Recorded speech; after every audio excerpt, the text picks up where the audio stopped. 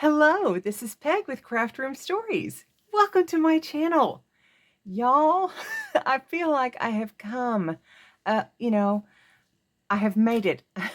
I, I have evolved into an actual crafter. I don't know. Most of the time, I just feel like I'm flying by the seat of my pants. But Hazel Anaka from Hazel Anaka Design is hosting Masterboard Madness, hashtag Masterboard Madness, a collaboration with a bunch of YouTube creators, which I'll show you in a minute. And then I'll have them linked below in the description. Y'all, she invited me to join. She said she liked my stuff.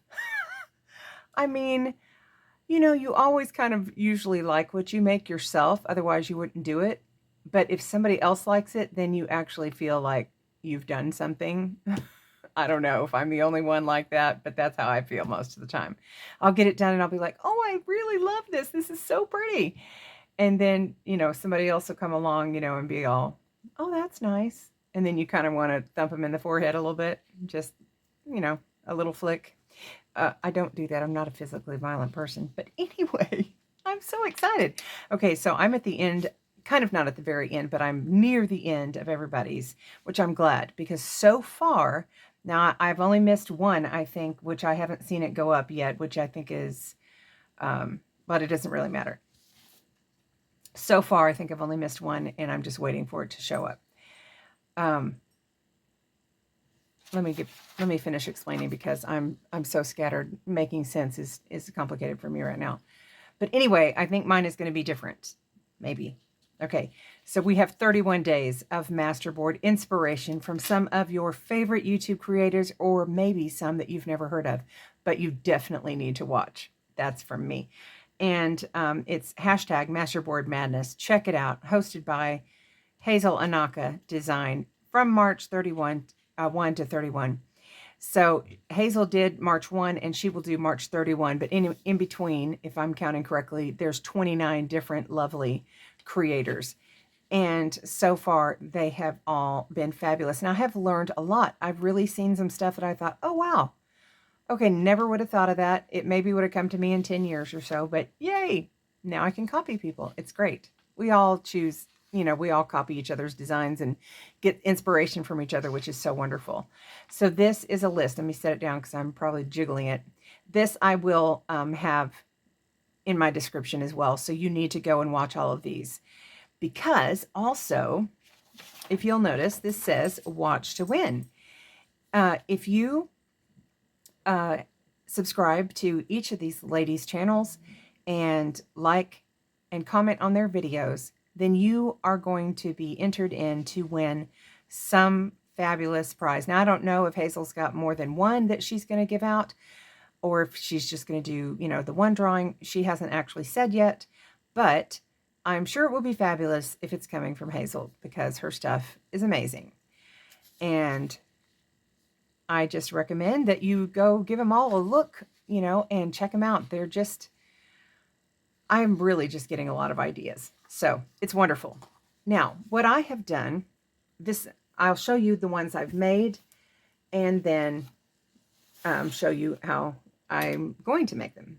Now, this one, I did a pastel masterboard and I made it large enough. I have not sewn around it yet, because I don't know if I'm going, see how you can see the glue lines in here because I just lightly glued everyone down.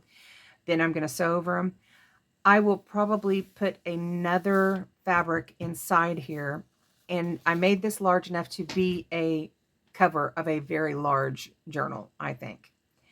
So I'll tell you what it is measured by. It's 12 by 20, I think. So that you can, turn it inside or whatever and have those edges on the inside of the book. But this is my pastel one. Just did all the pastel colors. And in fact, I have got some fun trims. If I do a whole kind of pastel book, look at these trims. Don't they just perfectly go? I love it. I love it so much. Anyway, lots of fun that can be done with this. And it's so springy, right? It's just, hello, spring. Welcome. Have a journal. So this This will be sewed down. I will figure out what fabric or possibly paper will go on the inside, probably fabric. I like a soft cover. Sometimes I do a hard cover, but usually I do a soft cover unless I'm doing a ring bound. That's just my personal choice. Now, this is the first one I made in testing it. I happen to have these 12 by 12 squares of burlap, and I thought, what a nice backing, neutral backing for this. I love how this turned out. I absolutely love it.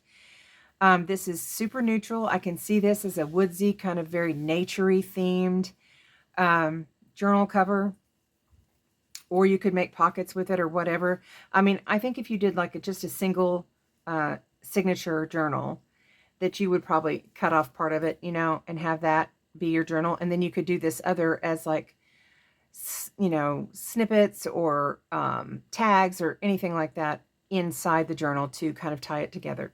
But I just think it would be lovely. Now you could edge it around if you wanted to, or you could leave it ragged. I have sewn around it so it won't keep fraying. It's fraying right now, but it will stop once it gets to the zigzag, as you can see. Zigzag. I probably would put something in this because it's not, you know, it's not terribly even. I just tried to sew wherever I needed to hold something down. Anyway, that's that. I love it. I just think that it turned out really pretty. Very earth tones, very. So now I've got one. Now this one was more of a green kind of colored burlap. This one is a more neutral kind of burlap. And I had thought that I would just do kind of creams and whites. And then I might come along on at the end and put in kind of a little strip of this gorgeous trim that I think I got this from Gigi at Journal Gigi Hannah. I think she's the one who sent this to me. When she sent my package to me, I was so a bit scattered. So I'm not sure if it was her. I think it was. Anyway, it's yummy. Whoever I got it from, I love you. It's so pretty. So what I'm doing is just kind of lightly gluing things down, and then I'll sew around them. You don't have to see me sewing around them. You don't even necessarily have to see me gluing them down. But I use Fabri-Tac, I mean, because it's pretty basic. I use Fabri-Tac, and then I just started to try to do this without putting my glasses down. That's not smart. And it's good to overlap them. I might put the heavier pieces kind of on the outside edge, but you can see that that's got quite a curve. Probably that's going to end up being cut off if I do it that way. Ooh, maybe I'll turn it this way, and that way I can overlap that edge. Yeah. Can you guys see okay? I hope I'm in frame. Let me just double check and make sure that I'm in frame, and also that, okay, I am. And also that I am recording. So for those of you who know and maybe have not seen some previous videos from this week, my husband is finally out of the hospital and is in a rehab facility where he is getting strong again so that he can come home to me. The dogs and I are very ready for him to come home. It's been far too long without him here, and with him being very ill and kind of scary. But I'm not trying to bring anybody down, because this is good things happening. Now I'm not doing this in any kind of order. There's no rhyme or reason to any of this.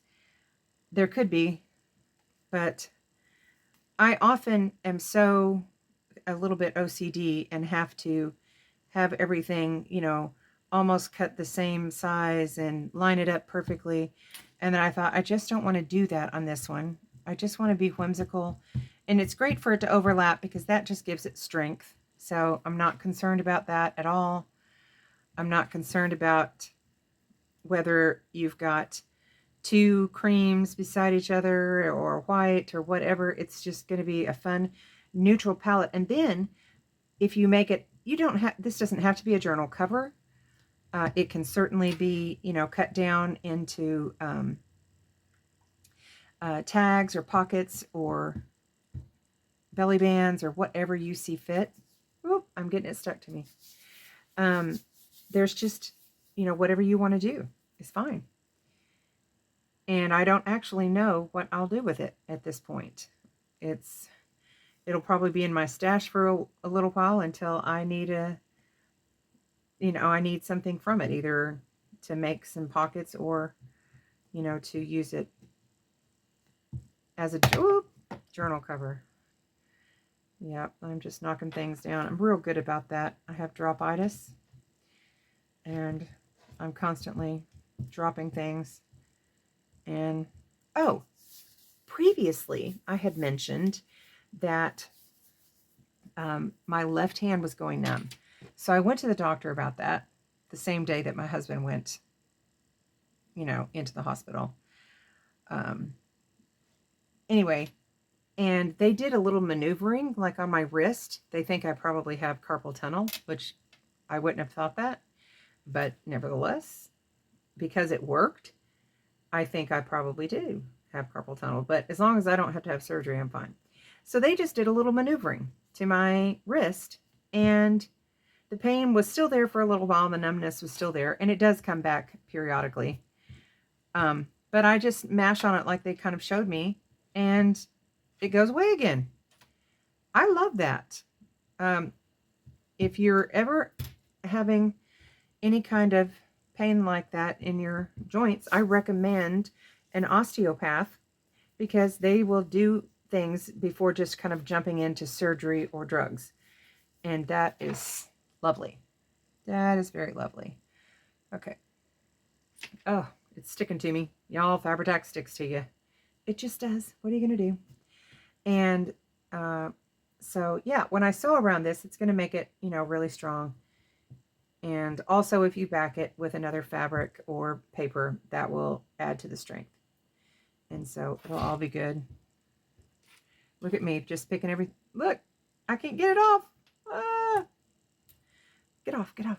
Okay, let me grab a dry wipe here and see if that will help. Probably should have done that ahead of time. Yeah. I'm not terribly clear in my thought processes still. And this may not be enough fabric. It seemed like it should be, but when I get it done, it may not be. But that's okay. We'll just go with it like it is. And I don't want to keep you forever and ever in a day. So I'm just going to lay a few of these down, and then I will come back and show you what it looks like at the end. How's that? And then I just won't keep you eternally. I got this wipe out and still patted it with my hands. Wow. I don't know what to do with me. Okay, I'm back. I have sewed around it. I mean, haphazardly, somewhat. I'm sure I've missed some spots or whatever, but whenever you go to use it, either as a journal cover or as a pocket, you likely wouldn't leave it this way. You would likely put some other things on it, some focal points, and that would also help adhere anything down. I haven't cut off any of my strings either. But anyway, this is my lace masterboard, and I love it. So we have this one that is completely neutral, and this one that is predominantly neutral, but really with kind of earth tones. And then we have the pastel one, which of course I have yet to sew around. So these are going to make some really fun things. This one for sure, I plan to make a journal cover with it. These ones, I'm not so sure yet, but I'm going to hang on to them until I figure it out. And such fun. I hope you guys give it a try with some of your lace scraps. I used some bigger pieces because I had some lace things that had been like curtains and things like that for some of these. And so some of them I was using lace from like a piece of lace. But a lot of them were leftover pieces of either scarf or curtains or, just a snippet here and there of something that I just had a small amount of. So, I hope that you give it a try. And if so, let me know. If you will like and subscribe and comment on this video, then I will put you in for the drawing. Then, of course, um, everybody that does that, then Hazel will go and see who all put that same person's name in, you know, and narrow it down to whoever has liked and subscribed and commented on everybody's video that's in this collaboration. So I hope that you check everybody out, because they are some phenomenal crafters here, y'all. People that I really look up to, and I want to be like when I grow up. Thank you all for joining me today. Hugs. Bye.